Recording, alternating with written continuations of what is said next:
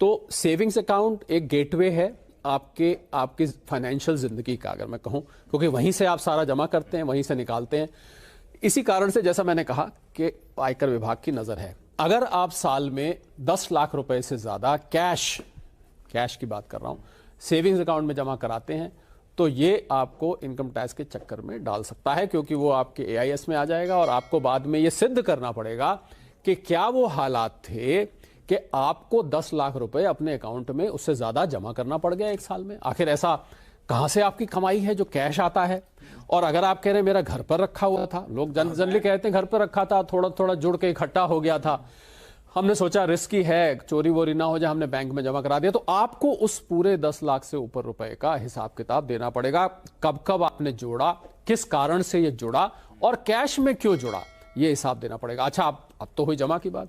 अब अगर आपने निकलवाया है तो और इस निकलवाने में अगर आपका मान लीजिए कई दफे क्या होता है, कोई साहब है ए और उनकी एक अपनी कंपनी है, ए एंड कंपनी, प्रोप्राइटरशिप बनाई हुई है कुछ भी, तो आपका सेविंग्स अकाउंट और आपके करंट अकाउंट दोनों में मिला के 1 करोड़ रुपए से ज्यादा अगर आपने साल में निकाला है, अब सवाल ये उठता है भाई क्यों आप निकाल रहे थे कैश?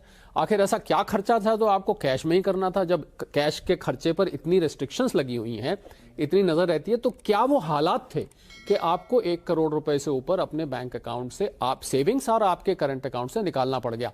तो ये आपको ब्यौरा देना पड़ जाएगा।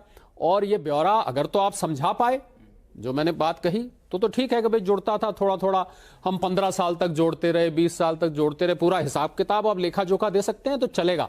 वरना आपका ये डिपॉजिट इनकम माना जा सकता है और अनअकाउंटेड इनकम माना जा सकता है। बहुत भारी जुर्माना टैक्स अनअकाउंटेड पर मैं अल्टीमेट में जाऊं तो 80% से भी ज्यादा हो जाता है। जॉइंट अकाउंट है तो जो दोनों व्यक्तियों के नाम जॉइंट अकाउंट है उसमें भी 10 लाख ही रहेगी और दोनों के ऊपर नजर आ जाएगी।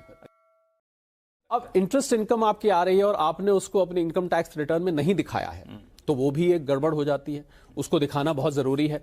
यही नहीं, आपने एफडी भी किसी अकाउंट से बनाई है 10 लाख की साल की, उसको भी आपको डिस्क्लोज करना जरूरी है।